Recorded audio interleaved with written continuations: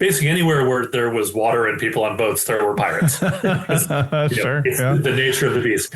Um, so I've always been fascinated by it, and I've always loved it, and I love the there's obviously the romantic nature of the pirate of the the freedom from the shackles of society, the alleged democracy of a pirate crew, the throwing off the conventions of what's acceptable in society, and Hmm.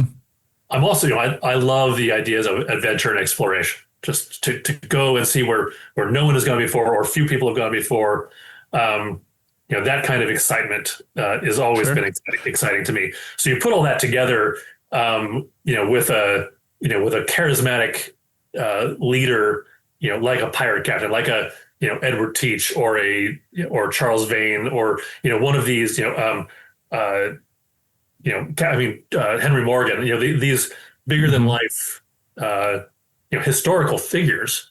Right. Um, and the stories that are told about them, just it captivates Sure. the imagination, and then also lends itself to, now what if we took that story and put a twist on it? Hello, everybody. Welcome to another edition of Riders Drinking Whiskey, your literary happy hour, the show that travels the internet one step, one sip, one bite, and one story at a time. I am your host, Waymar Hensey, who probably travels more by guzzling. And joining me today, I am really honored, thrilled, and as great grandma Babs used to say, over the moon, to have author Sean Nordquist. Sean, welcome to the bar. Hello there. Yeah, very cool. So, really excited we could do this. So, let me give you the. I like to keep everything very theme oriented. So, I'm going to give you the whiskey notes, not the Cliff Notes introduction. The whiskey Perfect. notes. You know, The tasting notes, if you will. tasting notes. Yeah. And so, I found you first on Substack, and I think Mhm. that's where most of your writing is. You have the Pirates Library on Substack, the Yep. serial novel going on right now, Shadows Under the Palms. And then you also do some poetry. I think you said random musings is the kind of other section on Mhm. there. And I see lots of recipes and things that you kind of repost and things on there as well. I'm sure you have some of yours, but I'm just, I'm fairly new to it and in and Sure. out as it is. But so that's what I have here. But is there anything else you'd like to add to that? Anything I missed? I mean, I think that's sort of it. I'm relatively new to Substack myself. Not new to writing. I've been writing, I mean, my whole life. Most of it is better left unseen by public eye. Sure. But yeah, it's throughout my various career paths and whatnot, writing has always been a constant. So whether it's doing technical writing um, or writing nonfiction or articles or journal, so or creative writing, it's been a something I've always loved doing. Something I've always been I always fall back on that as like this is a skill set that I know that I've got. Um, Uh-huh. so if I maybe don't have the other skill sets, I can fake it through writing. so, um, so Very true. it's gotten me into a lot of places just through my ability to craft the written word, I guess. Right. Sure, sure. Well, it's funny. I ended up leaving college when I had three classes left, and that still like troubles my life to this day. But I was there and I was doing part of the reason, there's myriad reasons, but one of the quick reasons was just I was doing well in my career and it wasn't helping me. And it was hard for me to give it any focus anymore. There's a little bit more to it. The writing part was I actually felt like it was making my writing worse because there's Hmm. such a academic kind of sphere of it. And then you try to write into that, and then when you try to write on your own, it can be hard to make that break. At least it was for me at that Sure. time. But when I was doing, I was telling the kids one day there because they saw me pull up and I'm like in a BMW or something, and they're like, how do you get that car? And I'm like, oh, I have a career. Like, I'm just doing this. I'm just trying to finish. Yeah. And they're like, oh, so how did you do that? I was like, well, look, I know everyone goes, oh, English major, all you can be is a teacher. But you know what? All the skills you're learning here is really great. Like you're learning creative thinking, you're learning how to articulate a point. So all the time when I go to work, I was in a medical device company. I did quality Okay. regulatory. And so when I was go, and I need to talk with the CEO, well, I know how to articulate a point. And if I need to write an email, I can write an email that hits the tone correctly and gives them the information. I could push back in a nice like way. So I'm like, these are all really great skills. You just need to learn to apply them, Yeah, differently. for So sure. you can certainly go, become a teacher or professor or whatever, but there's so much more you can do. It's a great skill set to have. So Yeah. Yeah. And I mean, yeah. I would also add that um, by, I started my degree as an English major as well. Now I veered off that, but the exposure you have to literature and reading, reading a lot is also seeing how other people communicate. The exposure to other thoughts and ideas, it expands your worldview, which in the same way, yes, you can communicate, but you also um, you're outside of your little way of thinking and like, oh, here's some other ideas and thoughts, concepts that I may not have come across before. And so I think a lot of the liberal arts, I guess they call them, but whether that's English or the humanities or thing, they're people are like, oh, what are you going to do with that? I was like, exist as a better human in the world. I mean, I Right. think there's something about that kind of education that may not have a direct practical application to a career path, but it absolutely influences and expands your understanding of everything else. Sure. Well, it's funny. That used to be the role of higher education wasn't so much all like to get a job. That was kind of high Right. school back, maybe, and then it was this is you go to expand yourself and just become a better person. That seems to kind of be lost, in Yes. recent times. But I've digressed very far because my favorite question of the show is, what are we drinking? So let's I have my whoops, lost my ice cube. So I've got a single rock. Oh, I didn't bring my measuring. Oh, well, I guess I'll just have to eyeball it. So we're drinking Redwood Empire, Lost Monarch, small batch American whiskey. This is actually a bourbon and rye blend. I picked this up today, and we'll do eyeball that. That'll work. So yeah, and then I've got a pilsner also that I'm drinking, as to sip on while that Hmm. cools in between tastes of that. So Okay, very good, very good. It's funny. I was my wife thinks I'm hoity-toity, and I probably am to some degree. But I always tell her because I like the giant ice cubes too, and I make an old fashioned. I'm like, an old fashioned needs to contemplate itself. You need to let it sit for a minute and let it yeah, just kind of stew on what it's and It's just, yeah. what are you talking about? Just drink it. I'm like, no, it needs a couple Well, minutes right now. You it gotta give needs it to have a time. moment. It needs, you have to you let it come to rest. You let it I like the idea of letting it contemplate itself. Right. Yeah, exactly. I'm gonna use that for because I like that a lot. Very good. It's okay. It's passing along well because I think I heard that from there's an author on the show named Michael Branch, and he was telling me that one time many years ago. I think at this point, but it stuck with me. So I'm happy to pass that along. That's So a good friend of mine is actually another writer. His name is Lou Bryson, and he writes has literally written the book on a lot of whiskeys and bourbons and all kinds of spirits. He also does a lot of beer writing too. But he and I have become friends over the years, and if he has not already heard that one, I'm gonna let him know about that one too because he'd appreciate that, I think. very good. Very good. Good to hear. So awesome. So I kind of like to start by kind of placing you in the world. I know we talked pregame, so I kind of know where you are. But if you could let the audience know like where you are and what's the best place to get a drink there.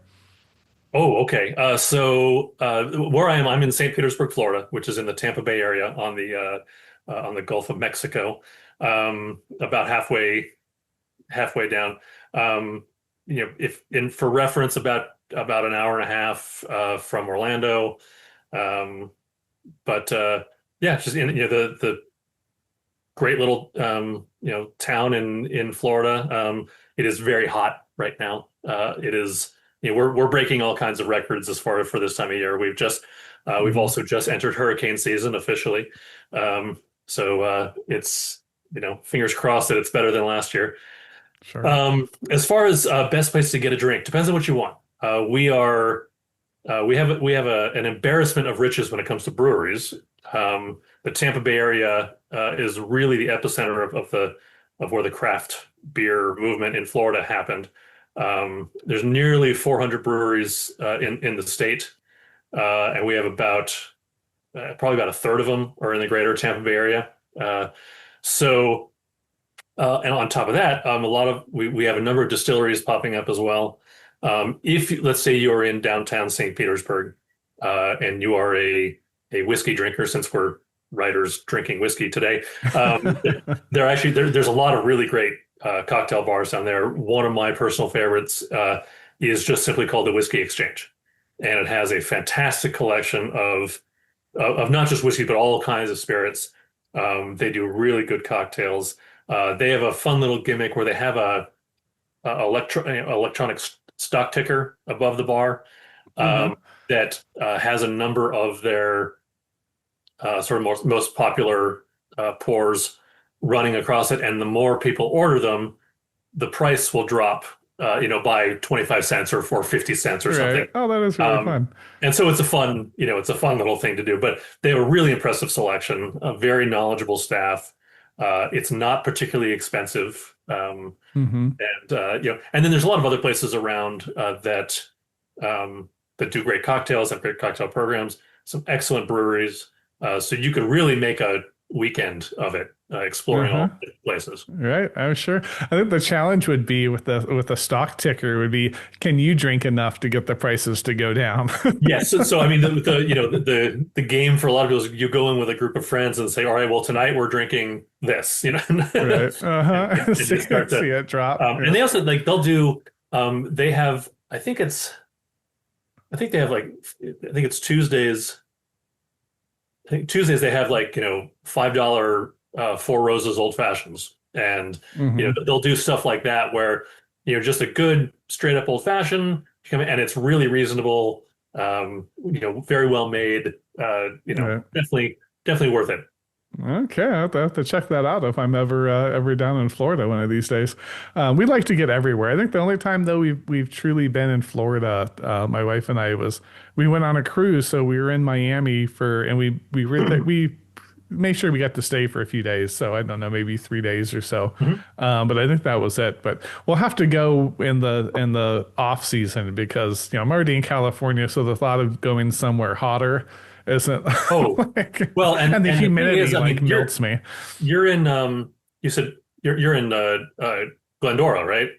Yeah, yeah. Yeah. Um so imagine probably similar temperatures, particularly in the summer, so getting up into the 90s and whatnot. But yours is dry, right? Like Right, right. if you come to, right now, actually right now it's not too bad. But we get into the peak of summer, it's going to be pushing mid to high 90s and probably close to the same as far as humidity. And so Uh-huh. Sure. it's soup outside, and then on my Right, side of the state on the Gulf, the water is fairly shallow for 100 miles out. So it's not cool at all. Like the water is right, also bath water. So you go down to the beach and you get in the water, you're like, this is just the same. It's not right, any cooler. right. Yeah, yeah. I actually noticed that when we were in Miami, we went to the beach and then the Caribbean on the cruise. I was just like, this water's not like, Yes. if it's warm, I want to get in nice, cool water. Like Hawaii's perfect. You get in the water Oh there. yes. And it's just Hawaii is utterly, awesome. I'm like, yeah, this is why people like this is paradise, because Yes. yeah, you can go to the beach and actually enjoy the water. But California is good. Sometimes I feel like California water is a little cold.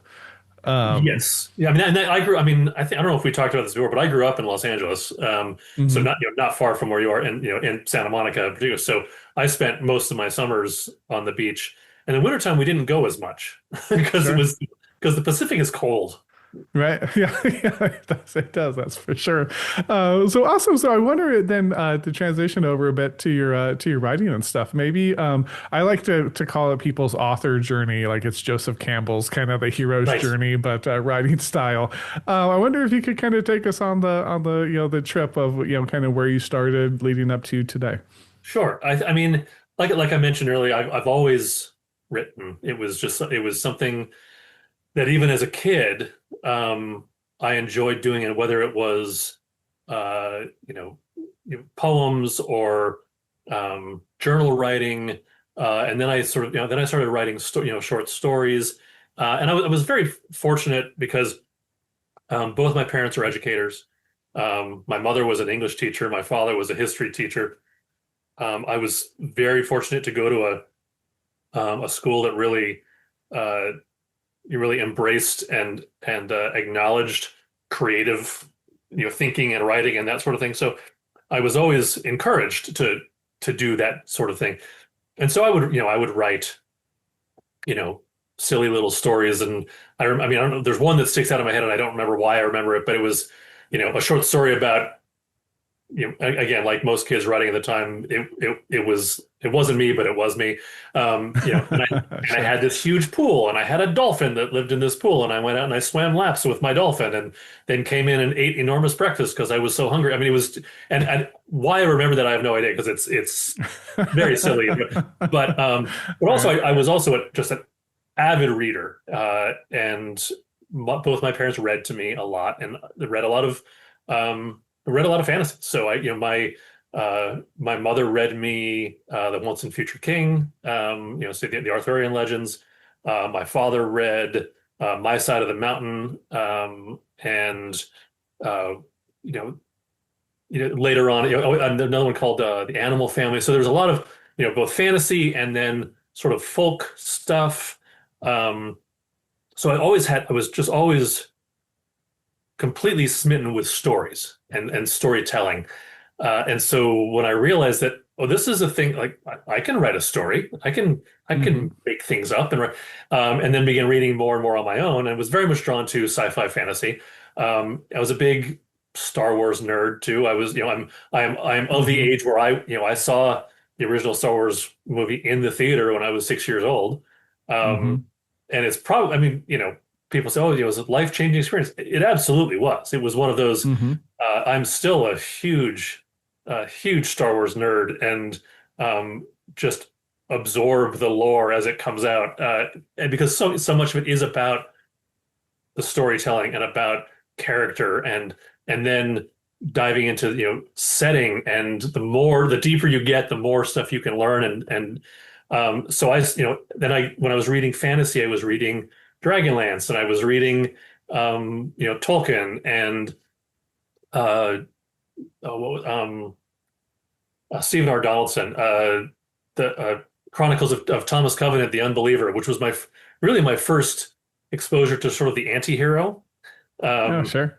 and so I don't know if you've ever read that one, but it's pretty dark, and has like the main character is this guy, and he's a modern day guy, um, but has been afflicted with leprosy, and so his head because of it lost his wife and kid because they left him, and he's living out by himself, and he's bitter and angry and all that, and then gets Hmm. transported to this fantasy world where his leprosy gets cured and he can feel again, and he commits some heinous acts initially.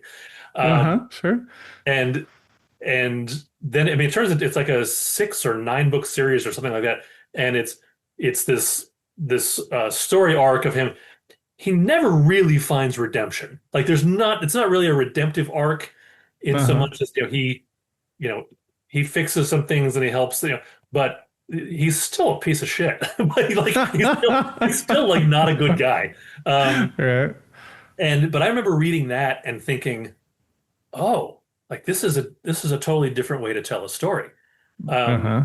and so I found in my own writing, I was maybe mirroring some of that too, where okay, not all the heroes are Superman. Right. Some are more like Batman. Uh, Hmm.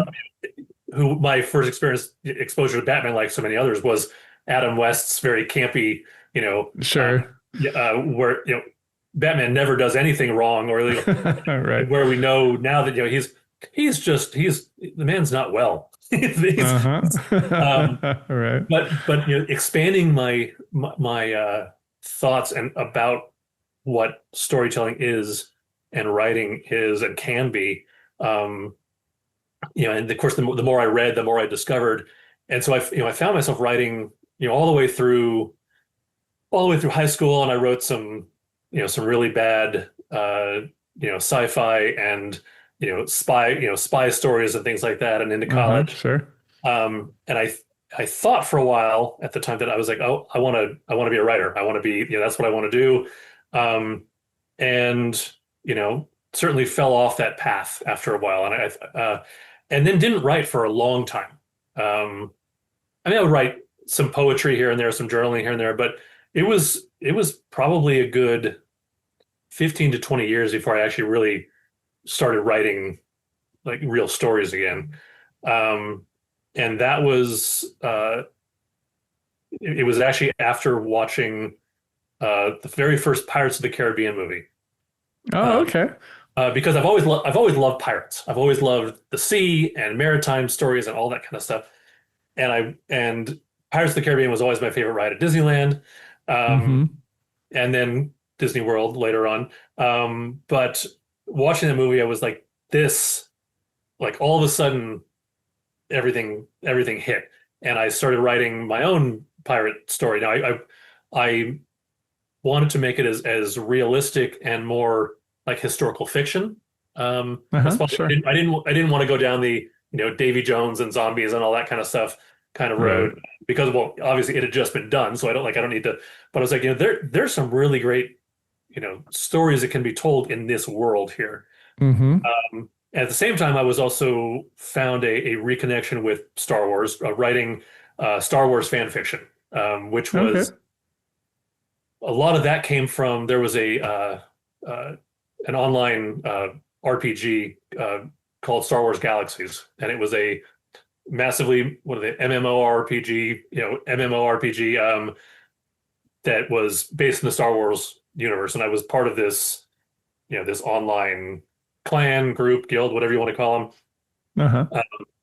and I started writing these sort of fan fiction Star Wars world stuff for just for fun, and it was to be silly and play in that sandbox a little bit. And the more I did it, the more, and I was sharing it with this group on our online forums.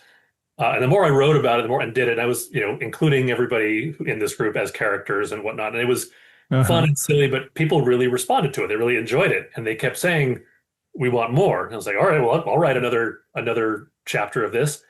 And at the same time, I was writing the pirate story, which I also shared with them, and they started falling in love with that too.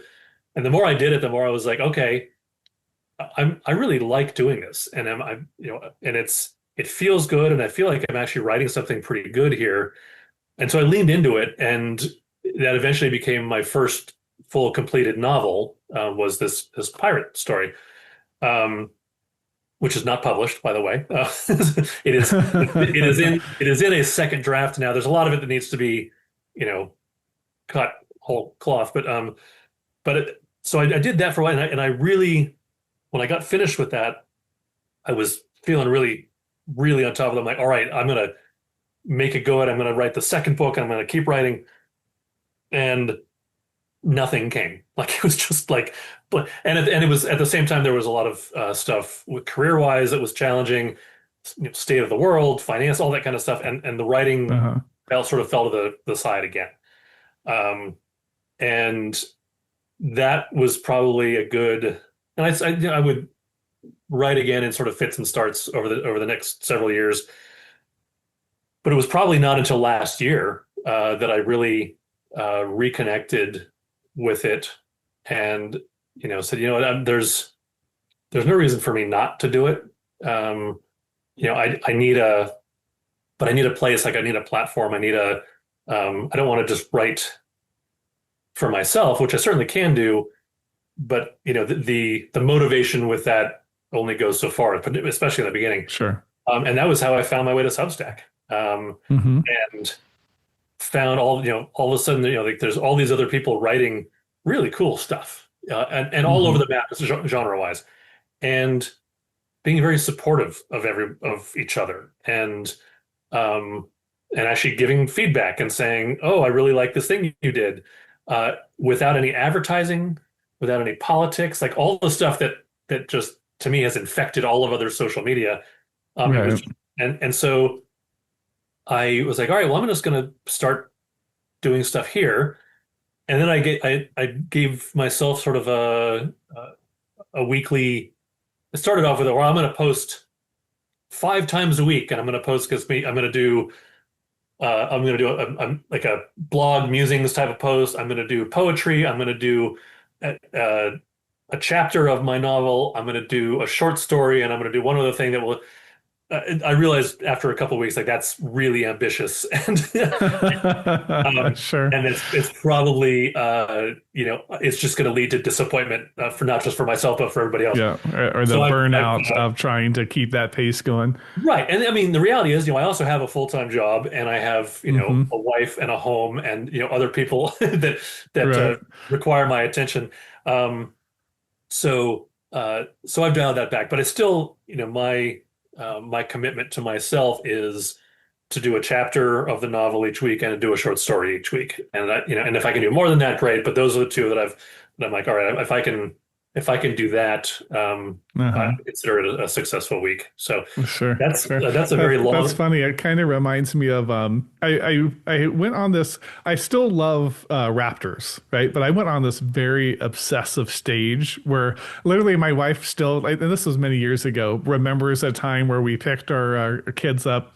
Rhiannon and Cassie, our oldest daughters, were blended. So I had two. I had Rhiannon and Cassie, and then my wife had her daughter Michaela. So my stepdaughter, but like our Yeah, daughter Michaela, and then we had our son William, the eighth kind of William in our crazy line here. right. And Rhiannon and Cassie went to Indiana and visited their mom, and they came home. We pick them up from the airport. I'm getting on the freeway, and I see a golden eagle, and this is like Ontario, so people, Ontario, California. Right. So it's like industrial, and there's just a golden eagle perched up on this post, and I'm like, I Sure. have to pull over and look at this golden eagle. She still brings that up. You just pull over the side of the freeway, you're out taking pictures of an eagle. I'm like, you guys should have came out and seen it too. It was really Yeah, neat. You get that's to really really cool. see it. And I will never do it because I can't do the commitment, but I've always thought it'd be really cool to be a falconer.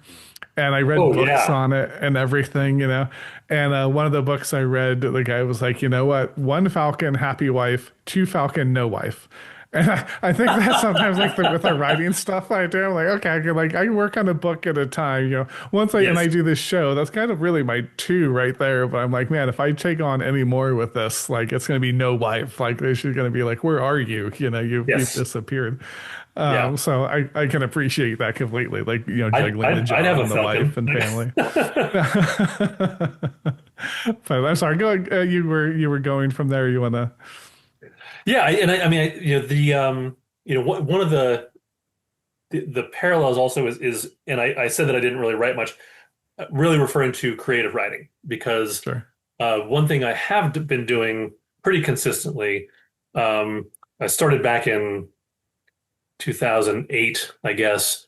I was blogging a lot, and Okay. I started writing a beer blog at sort of when the craft beer boom really started taking off. Florida was a little late to the game with it, but I started one before it took off here, which put me in a position.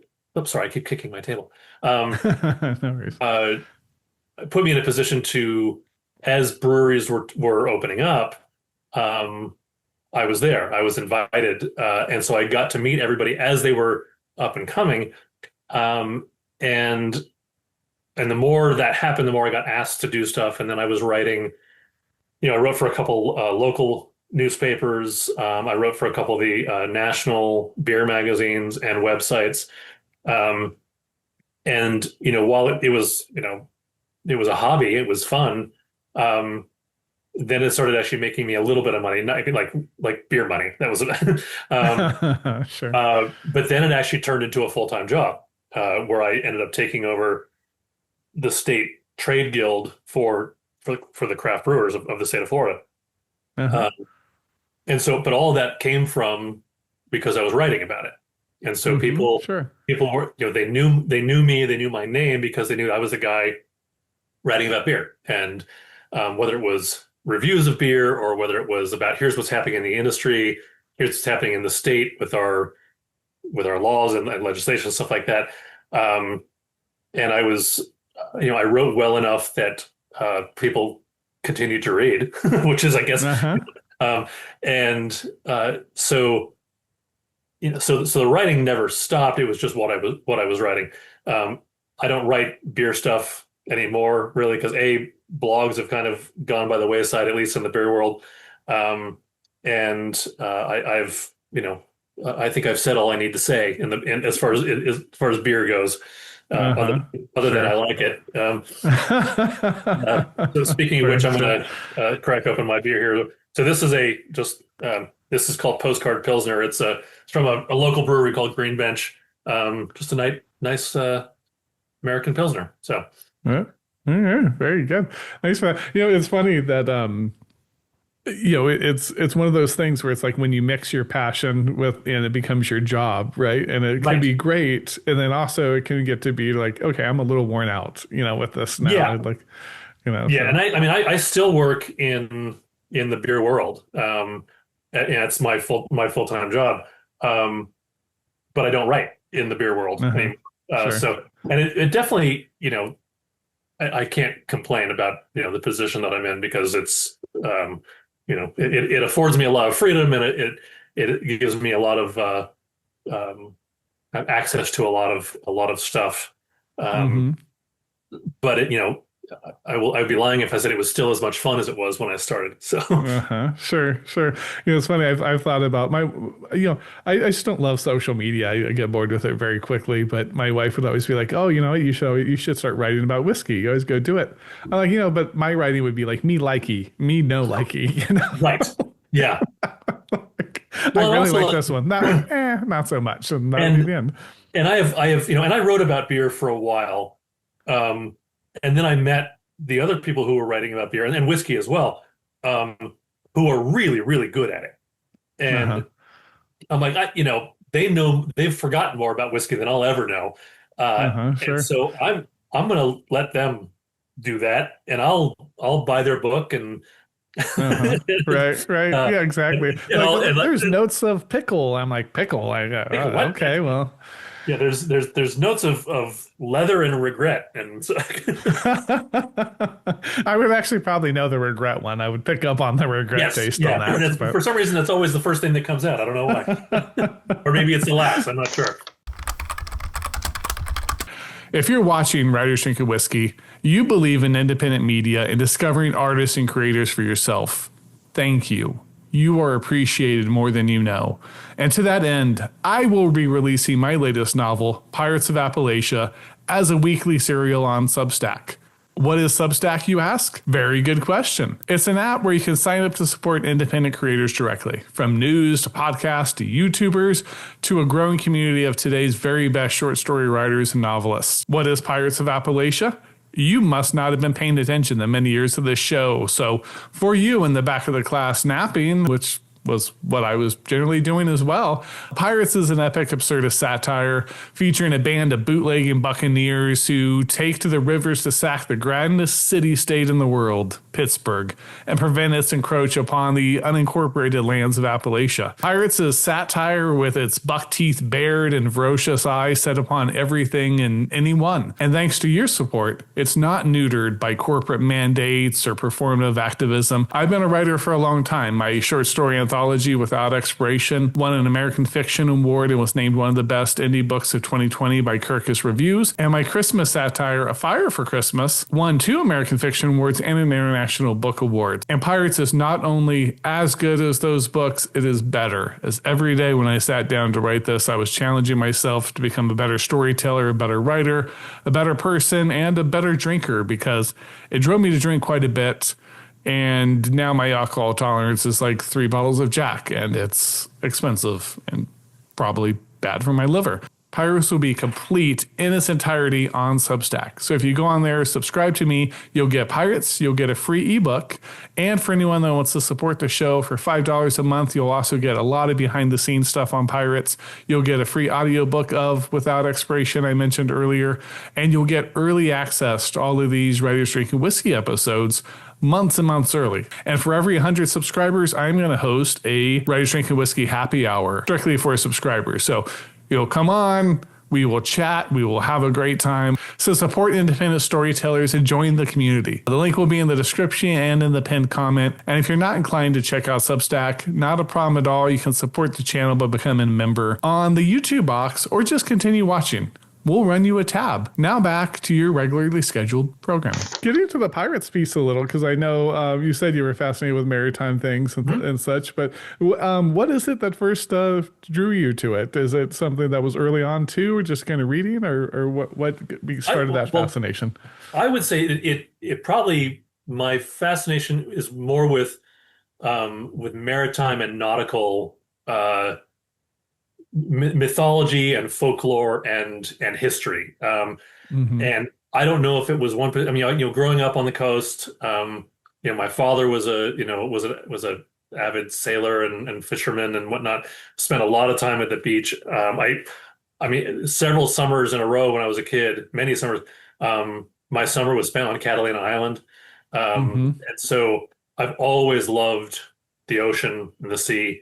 Um, I was, I had a brief moment where I thought I was going to be a marine biologist. I actually did end up getting my education, my undergraduate and graduate are both in environmental conservation, with a focus on marine science. Uh-huh.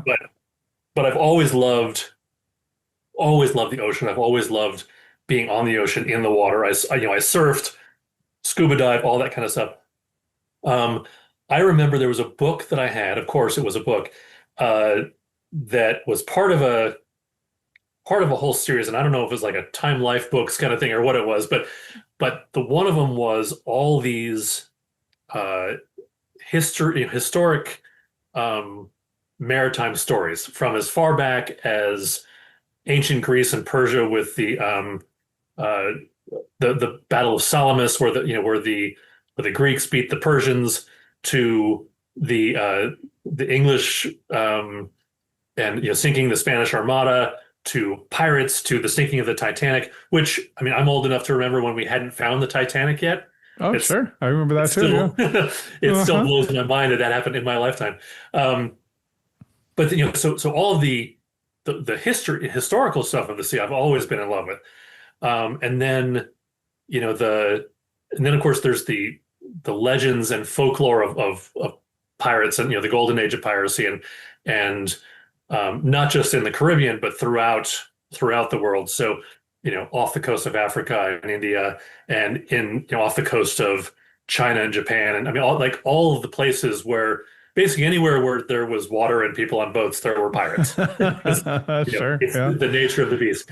Um, so I've always been fascinated by it, and I've always loved it, and I love there's obviously the romantic nature of the pirate, of the the freedom from the shackles of society, the alleged democracy of a pirate crew, the throwing off the conventions of what's acceptable in society, and Hmm. I'm also I love the ideas of adventure and exploration, just to go and see where no one has gone before or few people have gone before.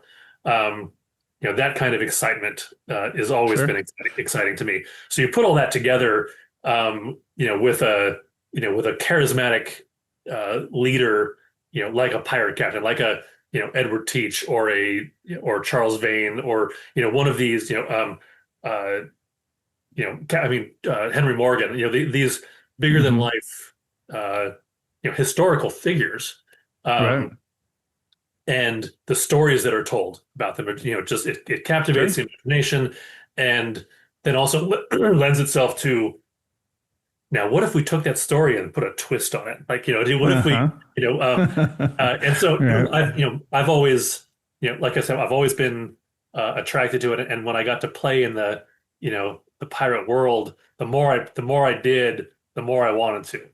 The more, Hmm.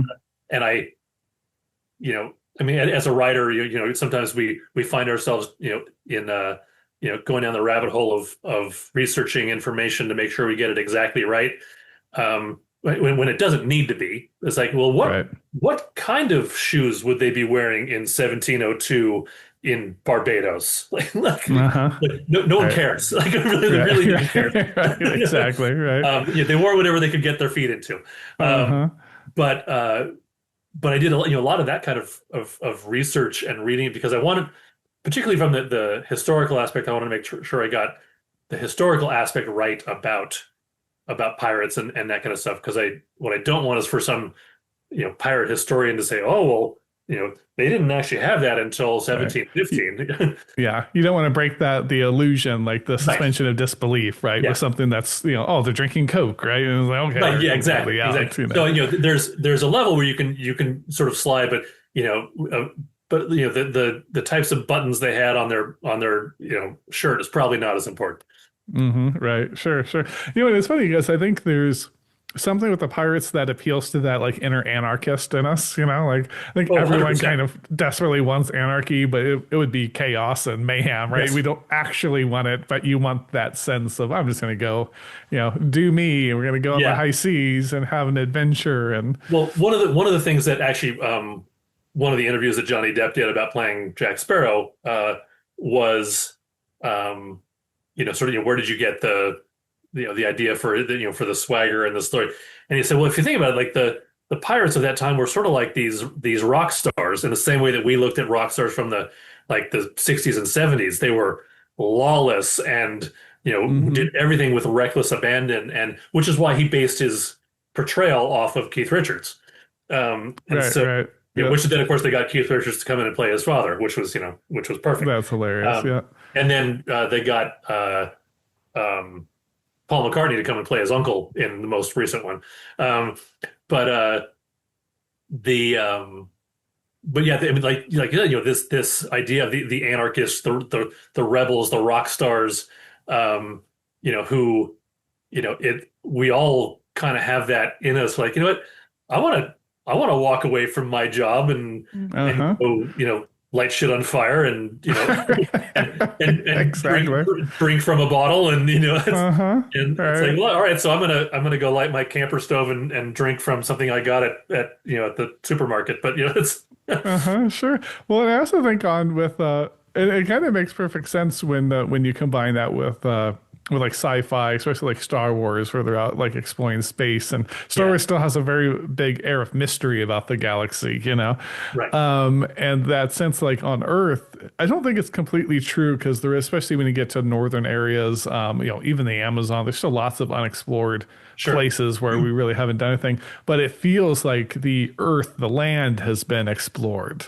And you can put satellite up and see down anywhere yes, now, right? yeah, and The ocean still has that mystery, especially because you go down and we barely know anything what's under there. I mean, there's a lot we don't know about yeah, there what's there in the are ocean still. more people have walked on the surface of the moon that have than have been to the surface of the ocean, the bottom of the ocean. I mean, it's Uh-huh. also we can transmit uh, high quality data, you know, really, really far into space, and it can't, and without wires, we can't go more than about, a couple meters under the water hmm because you can't transmit through water the way that, Right. my wife is a marine scientist and does a lot of stuff with underwater robotics and stuff like that. So, there's an expert in the house on this stuff. So I have a Sure. lot of exposure to that as well. Um, Uh-huh. but you're absolutely right. I mean, that is, there's some really small percentage, I don't remember the exact number of the ocean has been explored. Right. And it's a frontier that it presents a whole slew of challenges. Right. Not the least of which is safety. As I mean, I don't know if you've watched any of the stuff about the Titan submersible that Oh, imploded. sure.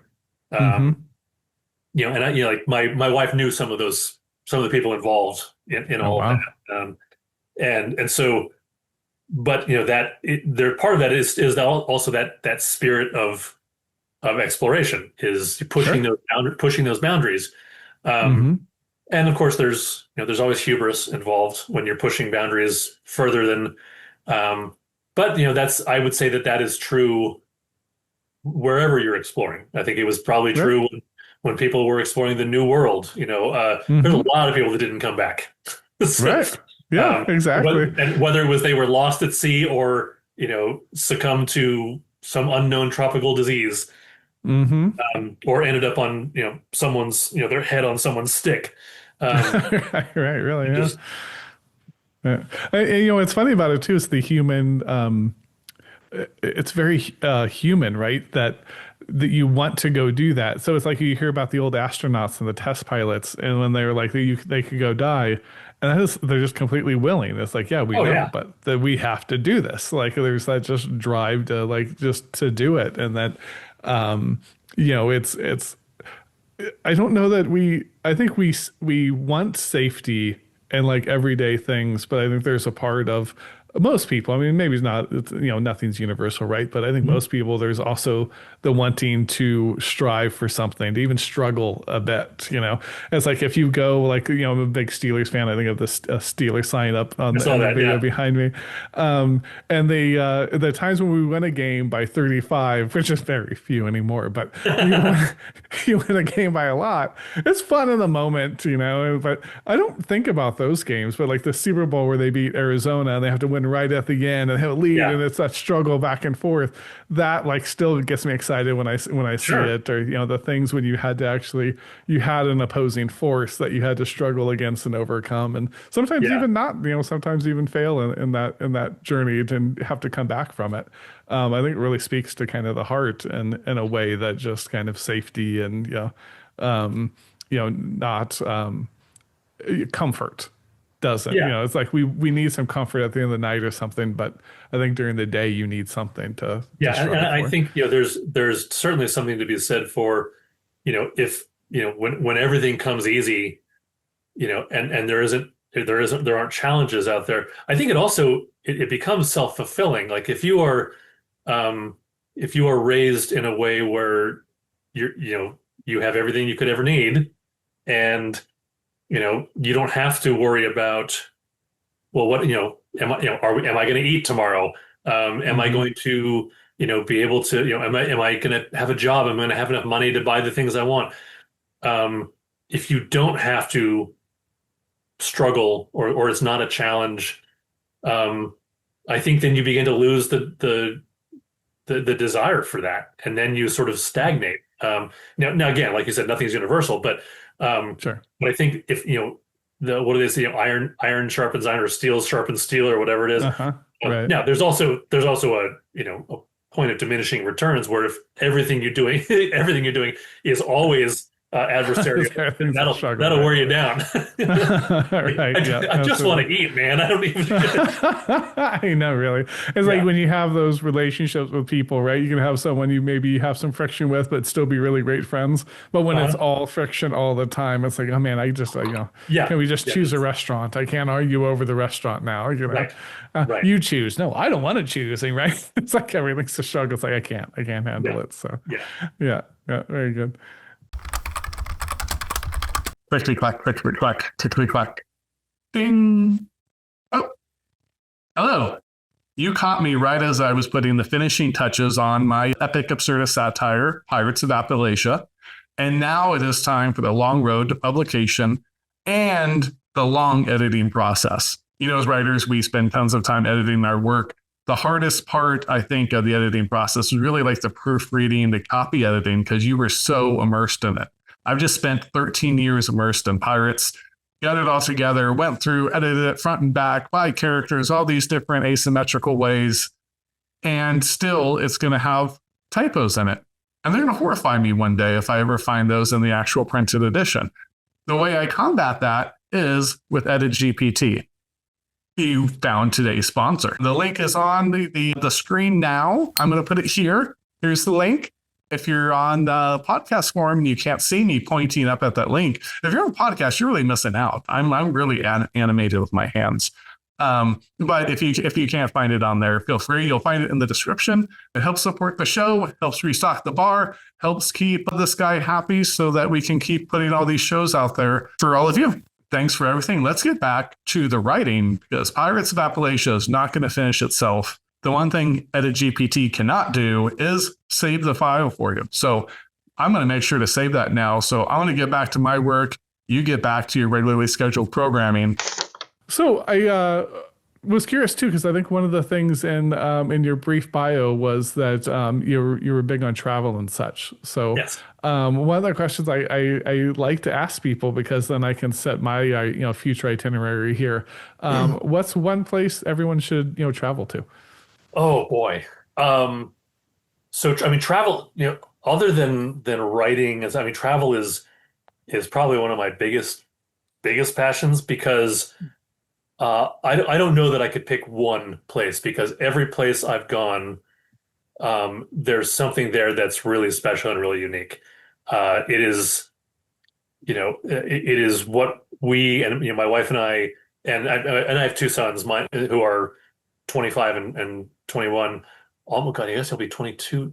No, that's not till September. So yeah, 25 and 21 for now. Um, but they're both seasoned. I mean, we've been traveling with them since they were infants.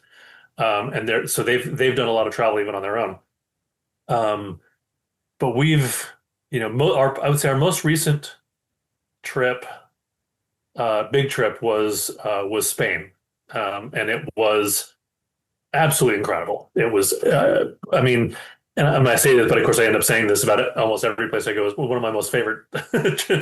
So my younger son did a semester abroad, and he was in Valencia, Spain, and so we flew out to Barcelona, and in December, and he met us in Barcelona, and then we went from Barcelona to Valencia to Granada, down to the Rock of Gibraltar, and actually could see Africa across the water, which was Oh amazing. wow.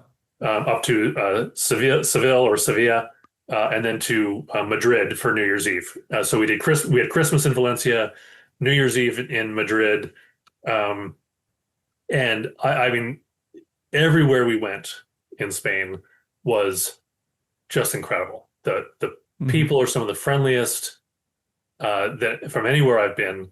Um, the food is fantastic.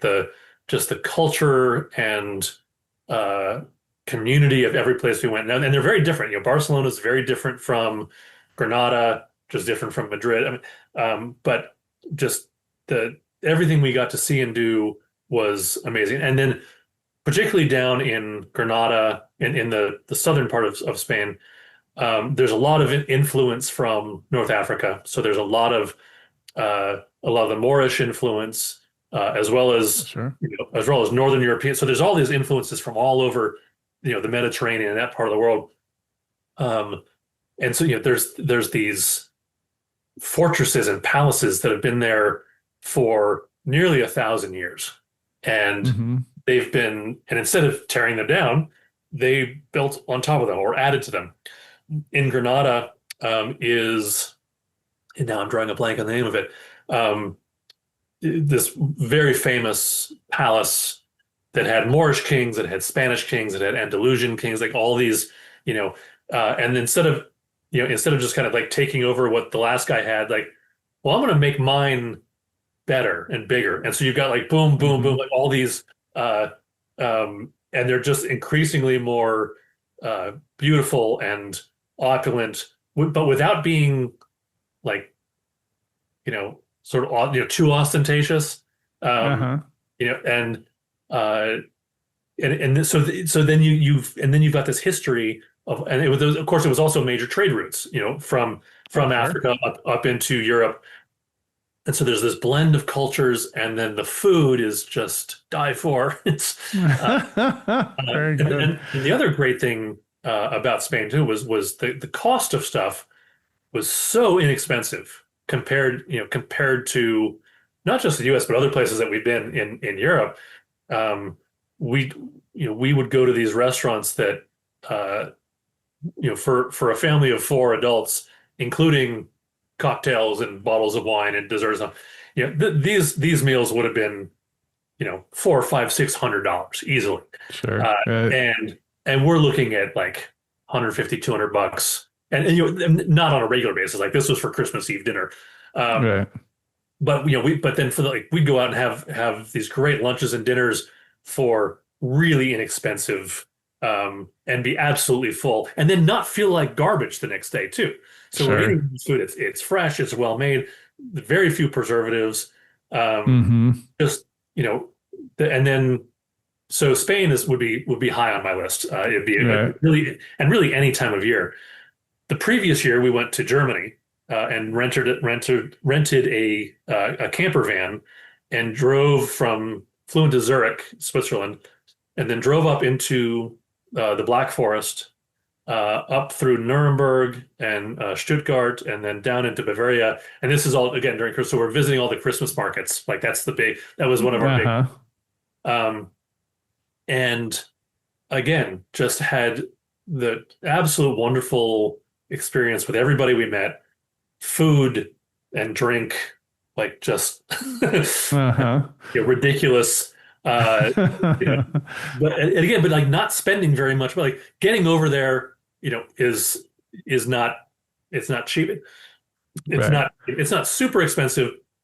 Doesn't have to be, but you can really do these kinds of trips on a budget. Like so, when people are like, oh well, you must be really wealthy. I'm like, no, I travel very budget. I mean, we stay in hostels, even as a family of four. We find Mm-hmm. hostels that have a room that has four, and they could be bunk beds, and that's fine. Mm-hmm. Actually, when you're Sure. traveling and you're spending all day walking around town, sometimes it's nice to have your own bed that you're not sharing with someone. I mean, I've been married. Sure. I've been, this year will be 28 years, so it's okay to have my own bed for once. Very true. Um, Yeah. Well, but it's funny, and it is a lot about how how you spend your money, right? So, I mean, if oh, travel is absolutely. important to you, and then maybe you spend more than me and my wife. Our house is funny. Our house, for California, is fairly old. It's 1959. Oh, that's ancient. Especially because especially because we're like suburb moving east from Los Right. Angeles, which when there's still a bunch of it still here, a bunch of the houses, but this was all orange orchards. The biggest orange orchard Okay. in the Yeah. world actually was just a little bit down the road in Laverne here. They still have a tiny little pocket in this residential tract, tract homes. That's Uh-huh. that farm. It's still working, but it's more of a cultural, historical, site than anything So else. just as a brief sidebar, Valencia, in Spain is actually where Valencia oranges come from, which never dawned on me until I was like, but their streets are literally lined with orange trees, like Uh-huh. everywhere in the city, and then the surrounding countryside around that entire area in Spain is reminds me of how Orange County and stuff used to be back in the old Right. days when I was Uh-huh. living in Southern California. Right. Yeah. Yeah. And so that's how it was. So our house, it's it's fairly old, but it needed a lot of work when we bought it. We bought it like 2010. Yes, about 15 years. So 2010. So it's right after the 2008 crash, right? So the prices Oh had yeah. stopped going down, but they hadn't started going up again. They'd kind of just plateaued down there when we bought it. So it had been empty here for year and a half, I think. And so we've remodeled inside. Like I told you beforehand, we put this bar here and things. So we've done a bunch of remodeling inside, and then we've done a bunch of traveling. Outside, you would think that like we've done nothing. It's yeah. Our money was like, oh, this is where we're gonna be. We're gonna be doing this. I'm like, okay, we like to travel. So I was just telling my wife, I'm like, man, we really have to paint the house and kind of, I just started planting some stuff in the front yard, but front Sure. yard's habitually dead and things. And I mow down the weeds and it looks like grass for a bit. And Right. I was like, where you put your money? I'm like, oh, this was what was important to us. We like to travel. We like to do these. That we end up the money goes towards there, and then And that's, I mean, when people ask, like, that's what we spend our money on is travel. We don't have a lot of whole like fancy stuff or hmm fancy furniture or fancy cars or anything like that. Like everything, like once we finish a trip, and sometimes even before we finish a trip, we're already talking about, all right, what's the next thing we want to do? Where's the next place we go? Sure. Yeah. And we try to plan things out a year or more in advance. Now, obviously, sometimes some things come up and like, all right, well, we better go do this now, or an opportunity arises or something like that. But Right. yeah, that's what we're the same. Is we, our that's where our Yeah. money goes is to travel. Mm-hmm. Sure, sure. Very good. So, I want to get to the writing talk, but I have a very Sure. special portion of the show that I call shots, that I need to make sure we do here. So it's rapid fire questions. You Okay. can or cannot do shots as we do them. It's I, I, completely up to you. I won't, but I am going to refill I'm going to refill my bourbon here in a second, but go ahead. So let's just get straight to the shots here. So, just rapid fire questions. Hey, You know, and so there's the saying, beer before whiskey. And there's, I forget how the saying goes. It's like beer before whiskey or whiskey before beer. Everyone's frisky, however that goes. So I know that you mix your alcohols. Do you have any rules as far as how you mix them? I would say, uh, first of all, is trying to be smart about it. So, not, I'm too old to be doing shots really anymore. So Sure, I'm with you. when I do drink, I typically drink, with intention. I drink stuff that I plan on tasting. And Right. so, if I'm going to be drinking something like bourbon, like I am now, I'm going to pour it and I'm going to sip on it. But at the same time, I will probably have a beer as well because I want to, have something. Um, I don't mix a lot. Usually, if I'll usually stick to one or the other. Or if I'm drinking beers, I might every once in a while have um, you know, I probably won't do. I wouldn't do a mixed drink in the middle of beers, most likely. Uh-huh. Sure. Uh, but I don't usually mix, but sometimes I do. Uh-huh. Right. Very good. What is a pet peeve? Oh gosh, I found that as I get older, I have more and more of them. I would say one of my biggest pet peeves is people who uh, talk on speakerphones in public or play like or have their phone like and they're watching TikTok or YouTube videos with the Right. volume on so everyone around them can hear it. Uh-huh. Drives me up the wall. Right, right, right. I'm with you every time I see it. I was like, and it's funny. I've told my kids this. I was like, oh, at some point in life, I realized like I like talking with people older than me because it's like talking to the future. So it's like I remember my grandfather complaining about plastic bottles, going, we used to have glass bottles. It tasted better. I could just go refill Yeah, my glass bottle. It was cheaper. And then we didn't have to recycle it and didn't have to find anything. I just reused it. right. And then like now they've come to find out like, oh, barely anything gets recycled. Now they want you to reuse. And it's like, Yeah, yeah, we had the perfect solution to this. We had that solved and it changed. And I'm like, oh, now I get why he was like, angry about that. Like he wasn't yeah, just grumpy, like he was right. yes, yes. So that's when I think you're not grumpy about it. I think you're right. People shouldn't be wandering around the store on I speakerphone. I like to think it's both. I am grumpy and I'm right. Very good. Very good. What's the best piece of advice you've ever received? Oh man.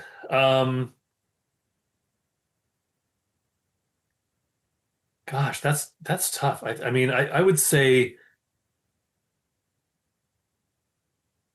do what scares you. I know, and Mhm. that's it's cliche, Sure. but the reality is that you're never going to do the cool thing if you don't do something that yeah, at least pushes you outside of your comfort zone. Right, right. Yeah, yeah. Amen. What's the worst piece of advice you've ever received? Don't worry. It's- um, no, that's that's probably too simplistic. I would probably it's that it's sort of the general feeling of like that, and I guess people are they have a name for it now. It's toxic positivity, but everything is going to be okay, or uh, you know it's um, if it's meant to be, it's meant to be, or and to me, that really invalidates people's no, I'm upset, I'm angry, I'm disappointed, I'm sad, and I'm allowed to feel those things. Right, sure. So don't tell me not to feel those things. Right. Let me feel them, and then when I'm ready, I can move on from them. Um, Mm-hmm. but I think there's a lot more harm that is done by telling people not to feel what they're feeling. Right, sure. It reminds me there was a guy, I forget the gentleman's name, but he was a POW in Vietnam. And they asked him, about his experience and thing. He'd written a book and it was listening to the interview and he said, they're like, oh, so why did you survive when so many of the guys didn't? What's the difference between people that survived, the POW camp and didn't? And he said it was well, I never lost hope. He's like, but what about the people that didn't survive? Those were the optimists. And she was like, well, that sounds wrong. What do you mean? It sounds He's like, no, the counterintuitive. optimists Yeah. kept thinking, today is the day we're gonna get out of here and everything's gonna be okay.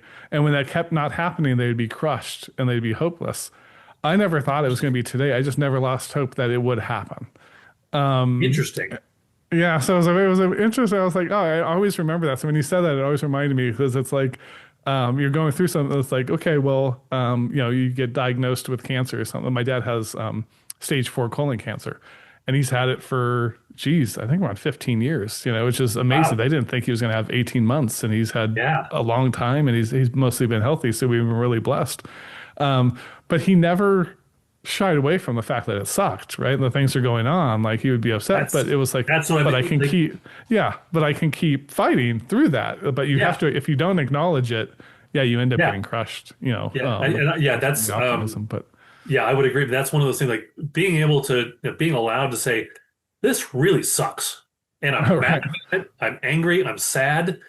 That doesn't mean I'm giving up, but right. this is what that looks like. And I think, Hmm. like, I mean, well, in your dad's case, and that's amazing. That's awesome. That, if he had said, "Oh, I'm just happy for the time that I have," Hmm. he might not still be here, because that's almost like giving in, right? It's Right. Right. Yeah. Yeah. It's that weird dichotomy you have to keep inside of you of, okay, accepting that's terrible, but then also being yeah, willing to fight it. And then until you can't, right? We're all going to, right, die. sure. And sometimes whatever you're doing, you might fail at it and that's okay, Yeah, but you don't fail until you have, right? So I think right, exactly. that's a great piece of advice. Have you ever witnessed anything inexplicable? Oh gosh. Yeah, yes. I mean, there's those moments where you you wonder if you really saw what you saw or felt Hmm. what you Sure. felt. Um, there's been a few times where I've definitely had an experience that I couldn't, and again, coming from a science and logic background, Hmm. um, but at the same time with the mind and spirit and soul of somebody who lies for a living. Of a but we make stuff up. That's what we Sure. do as writers, um, and who can invent things out of thin air. But there have been moments where I've been like, okay, like I know what's supposed to be real and what's not. This is not falling. This doesn't compute for me. Yeah. Right. Right. Yes. I mean Sure. that. Sure. Yeah. There's been a few times like that. Right. Yeah. Any you care to share? I mean, I'll say, when, and I'll be specific when people say, do you believe in ghosts? Yeah. Yeah. I had one instance where, I physically is probably not the right word, but where I witnessed with my own eyes, uh, an image of somebody who was absolutely not there. And come to find out later that this was not uncommon in this place. Um, Uh-huh. and it wasn't scary, it wasn't threatening, it was just, but it was, and it wasn't just a feeling. It was like, no, that person is right there in that chair, Right. in front of a fire in the fireplace that is not in that fireplace, because Wow. it's because it is July and there's no fire in the fireplace. And Right. Sure. and then it was gone. Right. And and people are like, oh, well, you were dreaming. You're like, no, I'm, because I didn't know about the stories about this place I was in beforehand. Found out Right. later on, I'm like, oh yeah, people have seen that before. I'm like, okay. Uh-huh. Sure. Sure. And it's funny how often that happens. I love asking people that question because I think there's a real misconception with any woo stuff that people do. Oh, it's just Sure. these wackadoodles that go out all weekend and do these things. But then you realize how many people have these different experiences, and Yeah, I um, think it happens far too often, and it across cultures and continents and all that for there to be nothing to it. sure. Now, is it as widespread as some of these people As a TV show that as a every TV week has show? a No, no, elicits an no. encounter? Yeah. Yeah, and if it were happening often enough that it warranted several seasons of a TV show, uh, I think a lot more of us would be on board with it. So, Yeah, yeah, sure. Very good. What is the strangest thing you've Googled this week? oh gosh. And it doesn't have to be this week because no one's going to know when you So Googled it exactly. But fair. I Googled the hanging monasteries in Italy, wanting to know if it was a real place, and uh-huh. it is. Apparently, and I'd have to look it up again to find out exactly. But it's this monastery that was built, probably nearly 1,000 years ago, up on the cliffs in Italy, and to get up and down from it, they have these um, basically like an elevator, like a cage elevator that they would have monks over the top turning this wheel that pulled the thing up to the top, and they were one of those contemplative orders that they sat they sat around praying and studying and meditating all day. I don't remember if they were I don't remember what order they were from, but and I saw a reference to them in a show, and it was some explorer, uh, Indiana Jones. In fact, it was young Indiana Jones. And I don't know if you remember that show from, I but it do, was yeah. young Indiana Jones, and he goes with his father um, to go and meet with, and I was like, and so, yeah, we're visiting the hanging monasteries. I'm like, hanging monasteries. What are so I looked it up, and now it's on my list of places to go because I want to go see it. So Very good. Thank you for that. Yeah, I love that's one of the funnest questions to ask an author because you just never know what you're right, getting at. right. But um, what is your most unhinged writing advice? Most unhinged. See, I mean, like for me, what feels unhinged is not editing while I write. But like that's I mean I would say the most useful and helpful is when you're writing, just write and then come back and edit it later. The most unhinged.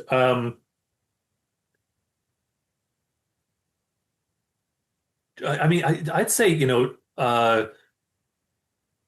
don't censor yourself. And again, it's probably not unhinged, but like hmm really don't censor yourself. Like Sure. if your mind tells you throw a naked octopus in the middle of this, doing something horrific, do it. And you can Uh-huh. cut it out later. But Right. um but just throw everything out there that you can, and it may end up being garbage. But Yeah, that's okay. sure. That's okay. Right. Yeah, there was I forget who said it. It was someone famous, but said, "Let's go make bad art," and that always resonated with me. It's like, yeah, Yeah, that frees you up. Just go make art. Like, just assume it's going to be bad at first, and you're going to fix it. right. Especially writing, you're going to edit and stuff as you go. There's But what is her name? She just released a book. Was called Make Your I think it was called Make Your Art or something. Amy, I follow her on Substack. What is her name? I have her book. It's in the other room. But she has her whole book is about make your art because the world needs your art. hmm And you're only going to get there by making bad art, because the right, good stuff comes. And even, I mean, Ray Bradbury said, write, a short story every week for 52 weeks. It is impossible to write 52 bad ones. yeah, very true, right? You just keep going. But Yeah. yeah, no, that's great. Thank you for that. And then I've taken to asking an AI overlord question. So I let the AI ask a Oh question each God. show Okay. with varying degrees of success here, and they're always very wordy. But here we go from our AI overlord. Substack has become a kind of literary speakeasy for indie writers. What drew you to the platform, and how has the direct line to readers changed the way you write or think about your audience? That's actually a really great question. I'll say what drew me to it, and what kept me there, and I talked about this earlier. That first of all, I was it's very curatable. I've curated this I call them my Substack family that of writers and readers who are they are there for the same reason I am. They're there to create. They're there uh, to to absorb and consume creation from each other. Um, it's a incredibly positive environment. Uh, it is it's very freeing. It's very comfortable. In some ways, it reminds me of it's a group of friends that get together at the pub to hang out, and there's no judgment. And also everybody leaves mostly, the politics outside. It's really about, I mean, at least, and I understand, there's all these different areas of Substack, Sure. in other areas, but Right. is like 95%, if not more, all about writing. Right. And fortunately, mostly about reading what other people are writing. And of course, there's always, like here's some craft stuff, like here's how to write better. Here's how. I ignore the how to boost engagement stuff because that's not Right. why I'm there. Um, Uh-huh. I've found that my subscribership is which I don't. I mean, I look at them because it's there, but I'm not as concerned about exponential growth as I am about people who are actually going to read the stuff I'm writing. Right. Because Yeah. I'd rather have 50 people that actually read it than 5,000 people who don't. So, Right. Yeah. um, That's true. It's funny with the show because it'll show views. yeah, So people are like, oh, you had 20,000 views. That's so great. But then you can actually see on the back end like how long people watched it. So sure, it's like, and so you'll have some of the shows, some of the episodes where I had lots of views. Well, people maybe watched it an average of like 2 minutes, like right. So they really right, watch. There's probably there's people click and don't do anything and not, yeah, and then versus like speaking of unexplained stuff, I just did an episode with Jeff Meldrum. He studies Sasquatch. He's a doctor. He's an uh-huh, anthropologist, and I had him on, and I think it did like 5,000, but everyone averaged watching it like a half hour. So it's like a wow, lot of people. So it's kind yeah, of that same thing. It's like that's what I want. I want people to actually come that actually watch and like yeah. And I get mean, something out of it. and people talk about engagement, and I'm like, okay. I mean, for me, like engagement means that they read what I wrote, and Hmm. that's awesome. If they want to comment Right. on it, even better. But if they just read it, Right. that's I mean, to me, that's a huge, compliment that somebody took their Sure. time. And I don't write really long, heady stuff. Uh-huh. I'm not challenging anybody's world perceptions or making them Right. question their own identity or anything like that. I'm writing stories. I'm writing that are hopefully engaging and entertaining. And if people are willing to give me the 5 or 10 minutes it takes to read one of the sections I'm writing, I mean that's a huge compliment to me Sure. that people are willing to do that. Right, right, absolutely. All right. So that was actually, I think that was one of the better AI overload questions. Sometimes That's a really good. that was a Honestly, good one. that's one I would sort of take that and use that because I mean particularly for people who are Substack is sort of their primary platform. I think that's a really good question. As I like to say on the show with a name called Writers Drinking Whiskey, I'm ethically mandated to talk some writers talk.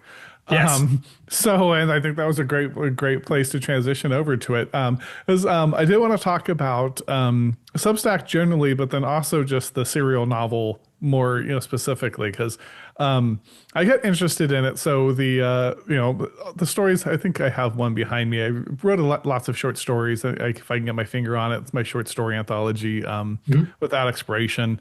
I had another book of satirical Christmas stories called A Fire for Christmas, and then a novel that's fairly on the shorter end. And then I got it in my head I wanted to write, speaking of pirates, a story called Pirates of Appalachia. Yes. It's kind of this, yeah, like quasi future pirates, bootleggers that kind of become pirates.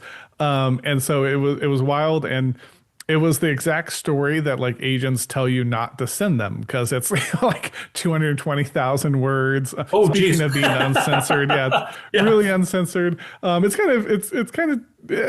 think of it as one book. There's a hard break right in between. You can make it a two book, Well, so thing. now remember that the Lord of the Rings was a single book.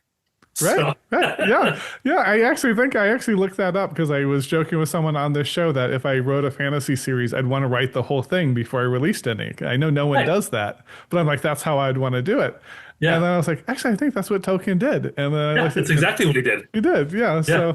So it makes sense. So like why it was so unified and so great. But so when I was doing that, even to try to go indie with it was very difficult to do the indie kind of ebook Sure. thing because I would want to have it like edited and things, and then you Yeah. get a book format and all that. And when I looked it up and like I got prices, and I have friends that would give me the friends and family discount It even ain't with cheap. that, I'm looking at like 10 grand to like Yeah. to do this thing.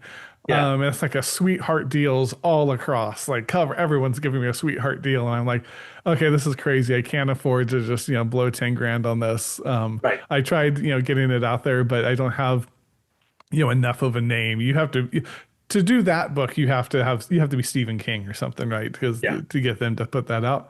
And so I got interested in the idea of serialization because I'm like, what's the Mhm. way I could get it out to everyone? And then, and I even wrote down a few of them here because so many of the books that are in kind of the canon they teach in schools and things, A Farewell to Arms, The War of the Worlds, A Tale of Two Cities, Ulysses, Secret Garden, which is my wife, the lovely Claire, as I call her on the show, one of her favorite books, Fear and Loathing in I Las love Secret Vegas. Garden. Yeah. Yeah, yeah, and that's just a tiny fragment of what was on a list of the people that put notable ones. There's a nice little graphic of notable works. So it got me really interested in going over to it. What got you interested? So I know you like the community aspect, Mhm. but was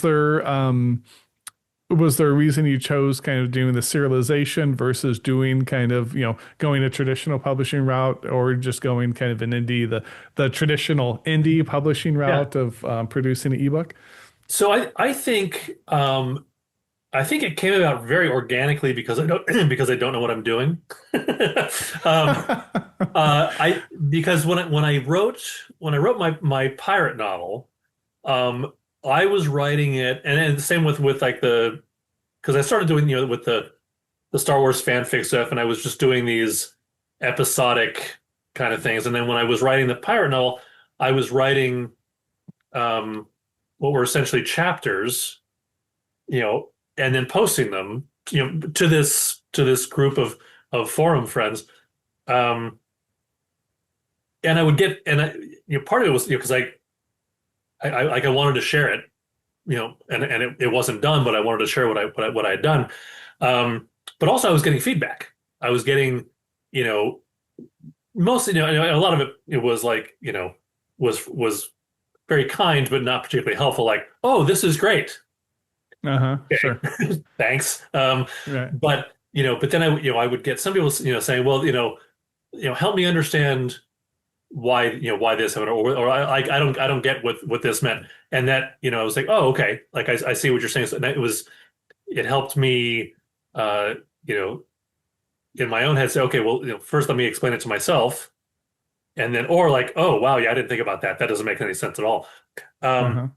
and so when I did that, and then I finally got to the end, I was like, oh, wow, I have a full length novel written in serialized format here that I could put all together with chapters and all that. And so then when I started doing, when I started this most recent one, the shadows under the palms, um, I thought, well, I want to do something similar where I'm writing it. I don't want to wait until I'm done, um, to share it with someone, because who Sure. knows who knows if it'll ever get finished. Because I might Uh-huh. get to a point where I'm like, I'm not feeling it, And if I'm writing it for myself, no one's gonna know. No one's gonna hold me Hmm. accountable for it. No one's gonna say, "What the hell, man?" Like I'm waiting for the I'm waiting for the next chapter. Um, Right. and so on one hand, it helps keep me accountable. It Mm-hmm. helps, I'm not 100% strict to my deadline, but I try to, have it written and ready to post, um, by 10 or 11 o'clock, in the morning every Wednesday. Like that's my schedule for that particular piece, is that Mm-hmm. chapter will be, you know, like I have, like, tomorrow's chapter is already. I mean, I actually was well ahead of the time because I actually wrote a lot yesterday. Um, Uh-huh. but that's ready to go for tomorrow, uh, which I'm thrilled about. Um, but it also, by keeping a regular schedule of that, and also getting feedback, um, helps inform what the next chapter, like I have a general idea of where the story is going and how it's going to end. But if there's some stuff that doesn't land, I can make adjustments as I go. And Mm-hmm. coming Sure. back to the ocean and sailing metaphor, I can adjust my sails if I need to. Uh-huh. uh, Yeah, sure. I can tack and jibe, or okay, that's too much. Um, but uh, but I think that that the approach and the form of doing the serialization suits my time, and it suits my process really well. And I mean, and also the fact that I have a full-time job that I can't spend 40 hours a week just writing. I would love to. That would be fantastic. But Uh-huh. Right. but but I can take the segments of time that I have to focus on a chapter and make sure that it's ready for the following week, and that's doable and it's manageable. And the bite-sized pieces, it doesn't make it feel too overwhelming. Uh-huh. Sure, sure. That's I mean, what I think's great about it too is that I think that, like you said, the being able to get feedback in real time as you go to kind of Mhm. adjust, I think is really neat. Because I know people do it different ways. I know some people do it exactly like that. I know some people, like Pirates is already written. I'm just posting, every week. And then I had the crazy idea. A buddy of mine liked it so much, I sticked with it as I did a reading, and he's like, "You got to do a reading for everyone." So now I do a reading for each one. That's actually a little harder because I fumble over myself like so much That's, I and mean, try to get nice clean. I mean, that's a whole other medium. I mean, It uh, is, yeah. so I mean, again, sort of sidebar. I think it was, I don't remember who it was, but had a like a little like sort of submission contest kind of thing. But what you had to do was take one of your pieces and read it, record it, and then upload it to. And I realized that I'd never done that. Sure. I've and I have lots of experience with public speaking and all that kind of stuff. So I'm not nervous or shy about my voice, but I've never really done that before. And then recording it and realizing that, oh, I did fumble over, so now I got to start over. Right, right.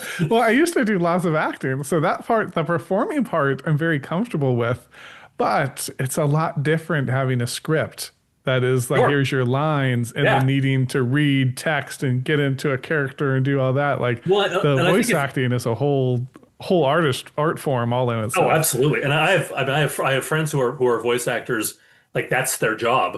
Um, Uh-huh. and I used to think, oh, that'd be great. That'd be great.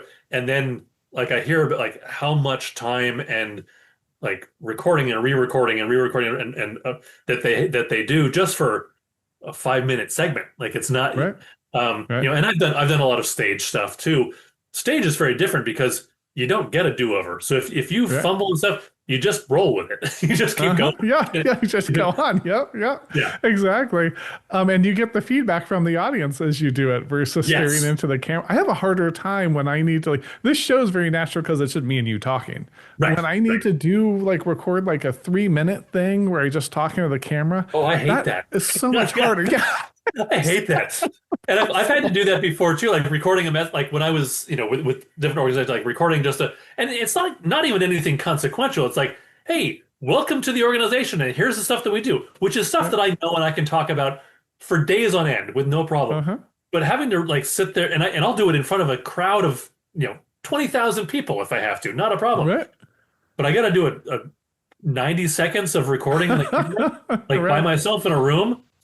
I Uh-huh. I would I'd rather, you know stand naked on stage in front of 50,000 people. Sure. It's just, Sure. Well, and I have a friend of mine, John D. Savino. He does a podcast called Short Story Today, and he interviews you, then he does a reading of one of your stories, and we got to be buddies. We did a cross thing. Actually, oh, we fun. did it months ago, but they're coming out this month. And he sounds great, right? He's a super talented, great voice actor. And he's telling me, because I'm like, I hate the sound of my voice. Like when I have to edit this, it's like it hurts me to have to do it. And it's like I feel the same way, but then I have to do it. So like when I do the readings for Pirates, I really just read forward. If I stumble over, I'll just say it again and I'll just cut it. Yeah, So, but if it took 10 minutes to read it, it probably takes me 20 minutes, 25 minutes to edit it.